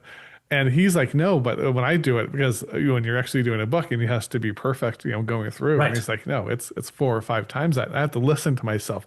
And I speed it up and I just listen for if I stumble because I'm like, Yeah, it's good enough. I'm not selling it. This is for free. You right. get, I just want So you I to mean, be able to hear it. random question about for your. Do you change your voice for characters? I do. I do. You do. Yeah. Okay. Yeah, yeah. I actually think it's more fun. I get both. I'm fine. I don't have any. I'm not religiously opposed to one or the other, but I actually like it just enough. I don't like Yeah. try to make each person an exact character all the time. But there's Yeah. certain ones. And my mom probably hates it because there's a mama that's the prologue's all written. It's just an oral storytelling mama telling Cole. The story of the Pirates of Appalachia, the legends of them, and I always do it in the voice I would do for my mom growing up. But it's like it's kids. Because my mom sounds nothing like that. But it's like Charlie Brown, how the teacher's like, wah, Yes. wah, wah. So that's just like that was my mom's voice, and everyone's like, Yeah. she doesn't sound like that. You're crazy. I'm like, but she knows that's my impression of her. So when I do Mama, it's like, oh, I love that. like this isn't you, Mom. It's just the voice I use for So I our. I, I remember because I used to because I reading to my kids when they were younger, I would do Uh-huh. voices all the time, and I love doing voices, and I'll do accents and caricatures and stuff. And there was Sure. what's funny is that there's a book, a children's book, actually it might even be over on the shelf here, but it's called Hiccup the Seasick Viking, and it's a children's book by the same author who wrote How to Train Your Dragon. Oh, Um, okay. and it's actually the same characters. It's Hiccup, the Uh-huh. and his father, Stoic the Vast. But it doesn't have anything to do with dragons. It's like Hiccup as a young and the problem is he gets seasick when he goes on a boat. Uh-huh. Um, and so in reading the books, when the part where his father comes in, who is this big, massive Viking, I immediately go into Stoic the Vast, and he's this big. Oh, Hiccup, you'd never get seasick on a ship. Now, this is years Right. before they ever made the movie of How to Train Your Dragon. Little did Uh-huh. I know that that's what Stoic would sound like. So Right. that's That is hilarious. That's as great. voiced by oh, what's his name, Gerard Butler. Right. Right. Right. Very good. Yeah. Uh, No, I think it's funny. I think, um, I think one of the things with, and I think it's great now. And actually, one of the things I love about Substack actually is I think one of the big problems with publishing right now is just discoverability because there's just so sure, much. It's just you try to find something on Amazon, you get whatever's on the first page, right? You're not just right, going forever. Trad publishing is kind of hit and miss anymore. So what I love about Substack actually you get to go just read people. So I yeah, just go read, and actually I found that now that I've been on there the last month or so, most of my reading is coming from there because I'm just like finding people I like yeah. and then exploring and trying to find more. I'm like, oh, that's some more I can find here. And then if those people produce a book, then it's like, oh, I know I like this writer. I can go get Mhm. it. And I think that's like the perfect way for it, going forward versus kind of Amazon needing to. I mean, I guess you can do the Kindle Reader, but I don't care for the Kindle readers Boy, myself. I've But I've tried reading some of those, some of the like this the self-published Kindle reader stories and hmm books. I mean, there's every once in a while there's one but some of them because there's something it makes you go, oh well, I guess there's something to be said for gatekeepers because right. and editors and and agents saying, you know what? this isn't very good. Right. Um, Sure. and or this is a complete ripoff of somebody else who did it a lot better. Right. um, Right. Yeah, and exactly. far be it from me to ever tell anybody not to pursue their writing dreams and all that kind of stuff. Um, but the reality is that some people are better at it than others. Sure. Well, and there's a lot that's half baked, right? That Oh, for they did, sure. it's not even self edited, right? I mean, it's just the first draft that they pumped out. There's a bunch of AI now that's just and not even Yeah, I'm not like religiously opposed to AI. I'm pragmatic to my core, so I'm like whatever. It's we never turn away from a technology unless things fall apart. There's going to be I, AI I stuff, but I think AI can be a very useful tool. Um, sure. but it's but I want it to I want it to fix technical things, while I work on the creative. Right. It's Yeah, um, yeah, yeah, exactly. Yeah. Like the and editor for AI, it's not perfect, but actually like my first novel, it was called The Hordes of Torment at the time. The first page when they sent me the advanced reader copy, that was traditionally published, they sent me the advanced reader copy. The first quote, one of the quotation marks is facing the wrong way. And I'm like, oh, and I didn't realize because they just sent it to me. I didn't realize yeah, it was supposed to be just the advanced copy and that it should get, fixed from there. Um, that's a whole different story. But anyways, and I'm like, oh, there's a quote and they're like, oh, it's advanced copy. So if you catch anything, let us know and we can, put that in with the yeah, corrections. But I went and looked and I'm like, man, I edited that paragraph myself 30 times and it was always facing the wrong way. I never noticed it until it was a different sure, format. And that's the thing with the AI editors and stuff.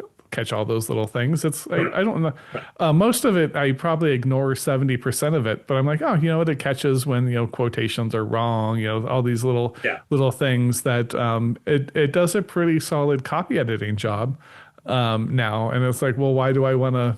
I don't know why I wouldn't want to utilize that if it makes it better, and then you Right. could still get I mean, people to look at it and give you real the feedback. I see it as like a more advanced spell check, like Yeah, right. and which um, my spell check still hasn't been trained properly, but Right. it's that I find that, and then what's the other one I use is good not what is it called? It's a plugin with Google Docs, but it's Grammarly. So Oh, grammar, sure. um, it's helpful for like calling attention to some things that like hey, it doesn't change it unless you tell it Right. to, which I appreciate. Um, but it's like now sometimes when I write things, I write them the way that people talk, which may not be grammatically correct. Right. Or Right. Exactly. well, this isn't how a sentence is supposed to be structured. Guess what? I and a lot of my friends, this is the way that we talk about stuff. Right. So, Yeah, um, exactly. And they hate passive voice, but it's like, no, there is a reason passive voices right, exist. It's okay. yeah, Like, I'm gonna uh, use it here, but you can and ignore all that. Well, exactly, it's just and so that kind of stuff. It's I appreciate when it's called to my attention, saying, okay, take it, and I can say, okay, ignore, ignore, ignore, ignore, or something that I've clearly like, oh, yep, messed that up. I can fix that. right. Um, Mm-hmm. so I think for me, that's where the AI in the writing sphere can be very helpful. And you don't have to pay $10,000 to have an editor Right. go through and find that stuff for you. Right. Yeah, exactly.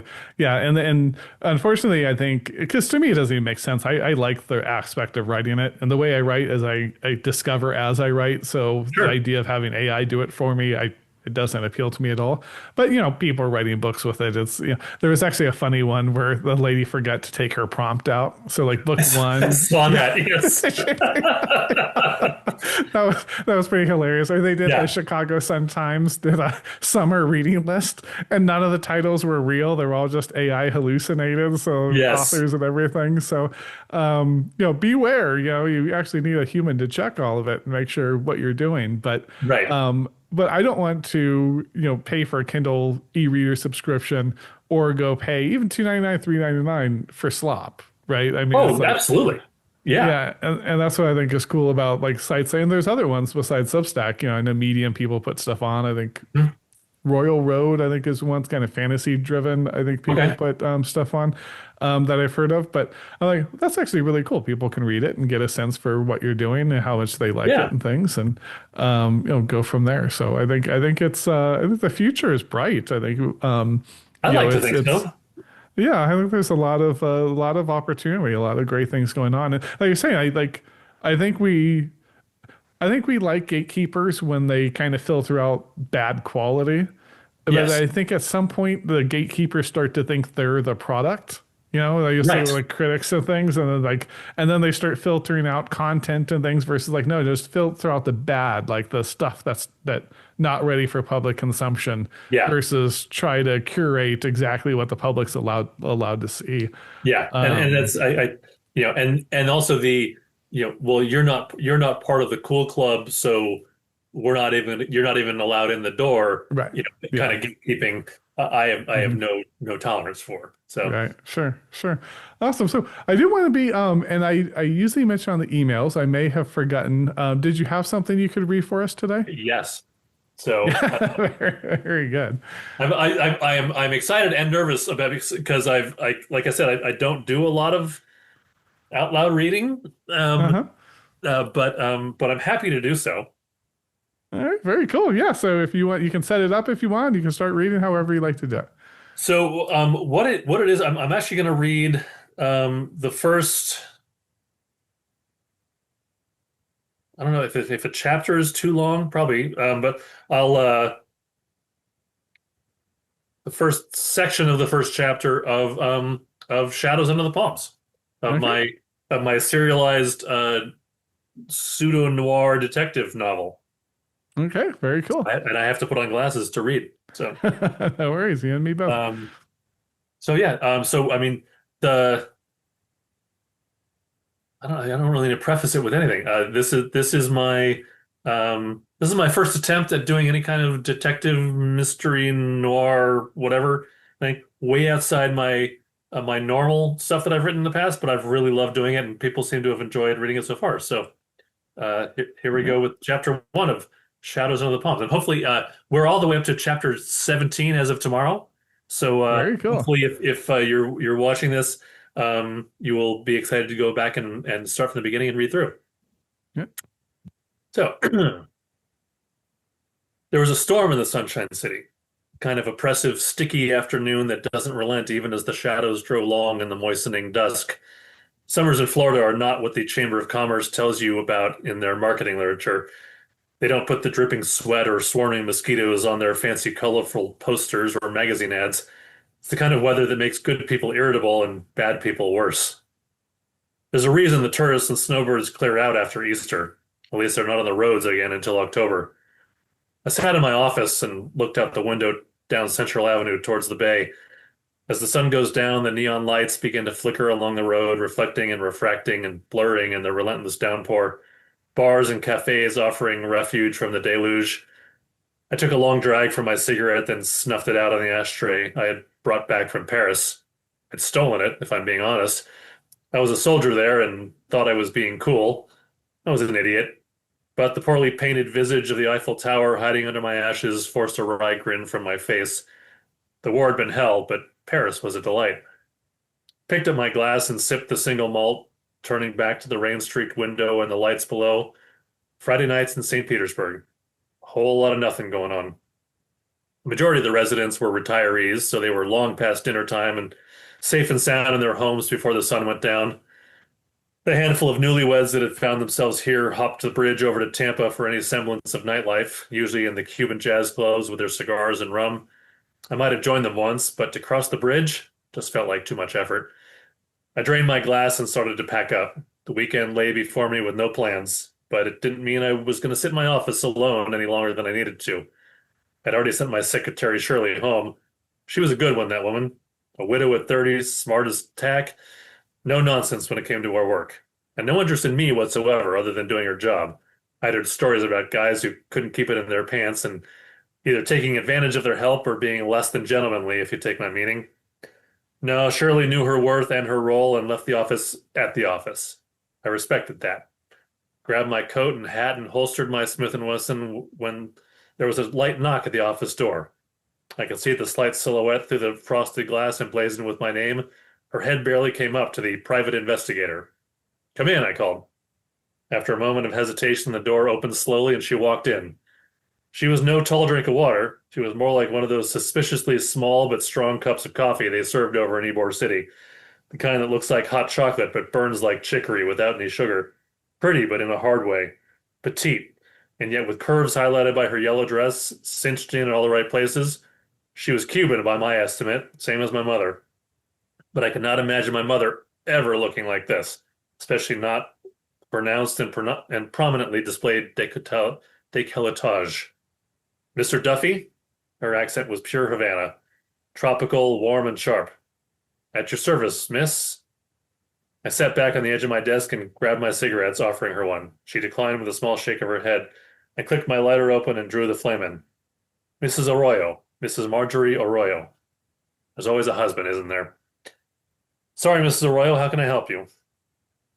I need your help. I was told my husband. Why don't you have a seat, Mrs. Arroyo? Can I get you a drink? Water? Scotch? She shook her head again. No, thank you. She sat gently in the chair across from my desk and clasped her hands in front of her, looking down. I poured myself another scotch and took another long drag of my cigarette. What brings you to my office at sundown on a Friday night, Mrs. Arroyo? What happened to your husband? He's gone missing, Mr. Duffy. And before you say he might have just gone out with the boys or something, I tell you Raoul is not that type of man. He's a good man, Mr. Duffy, always home when he says he'll be, always calls if he's even going to be a few minutes late. Okay, Mrs. Arroyo, I understand, but I have to ask, any problems in the marriage? Any chance he's been stepping out on you? Stupid man if he was. Her glare pierced me for a second and then disappeared. No, we are happy. We are supposed to go dancing tonight at the Medianoche. Have you been? Shook my head. Not really my scene.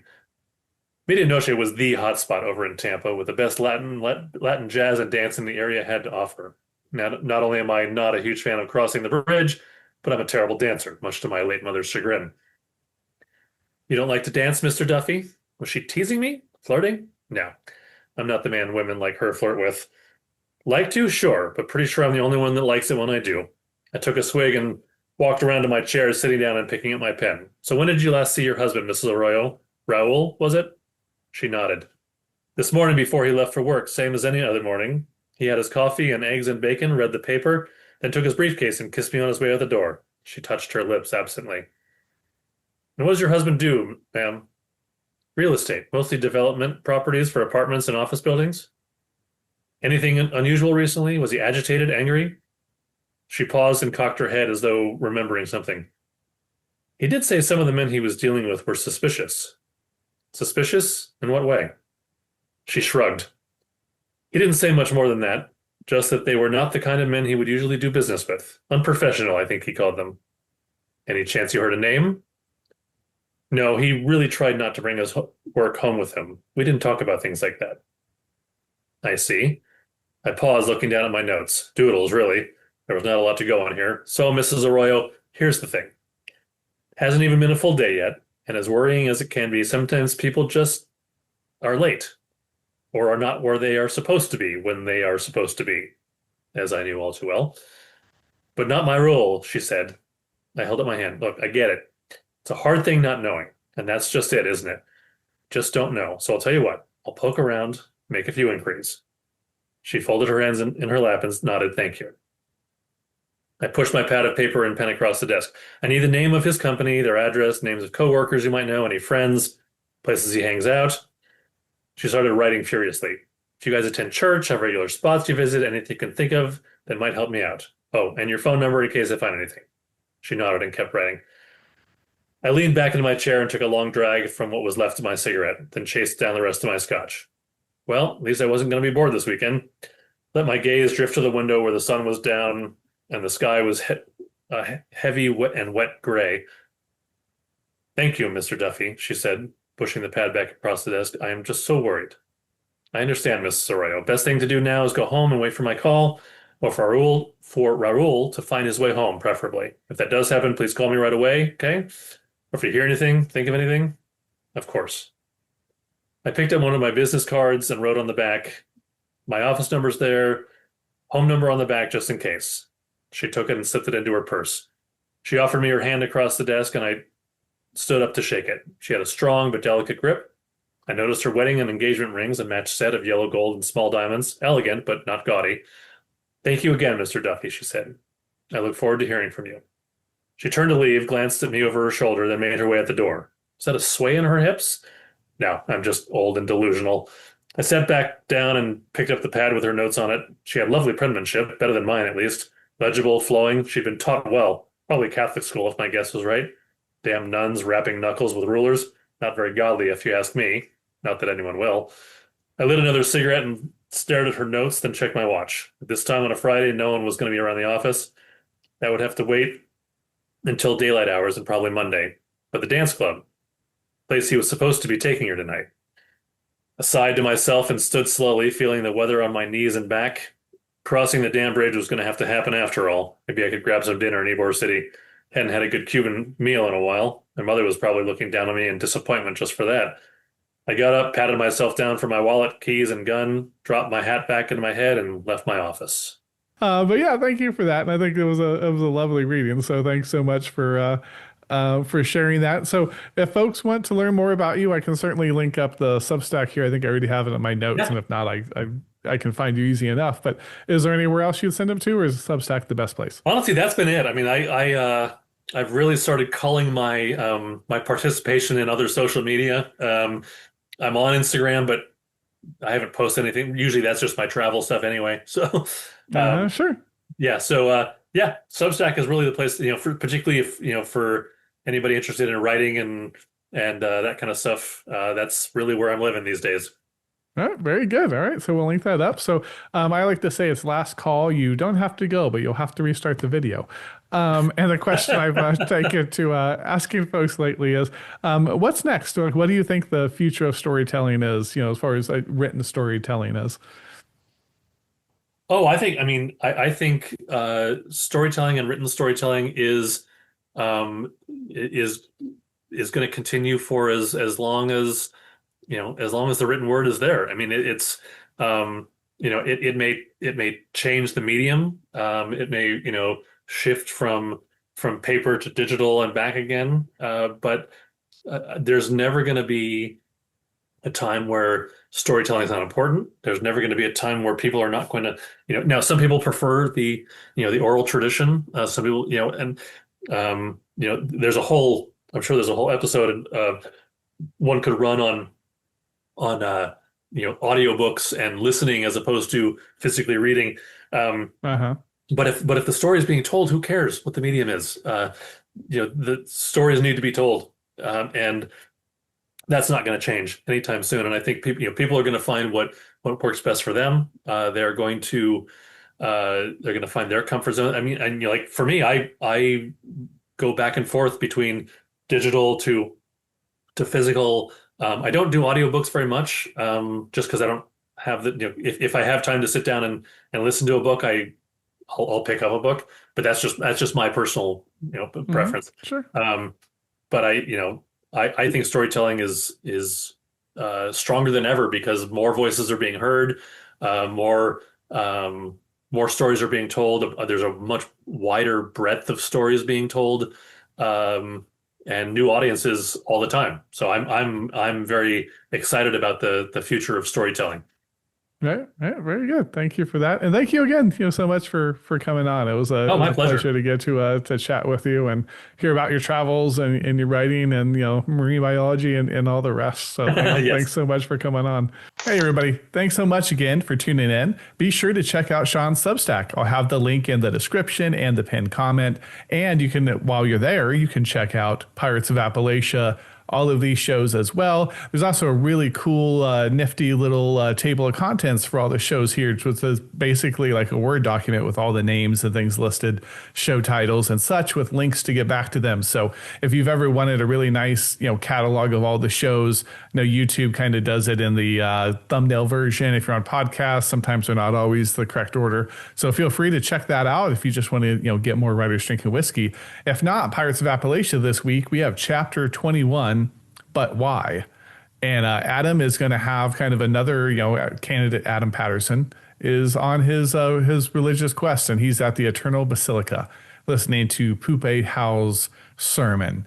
And he has some issues with it, to say the least. So check that out. You'll get more on Adam's kind of spiritual journey as he's kind of awakening out of this cocoon, if you will. If you've been following along, you probably get the reference as he comes out of that cocoon and becomes more and more of himself. So his journey here is shedding the persona and becoming the self.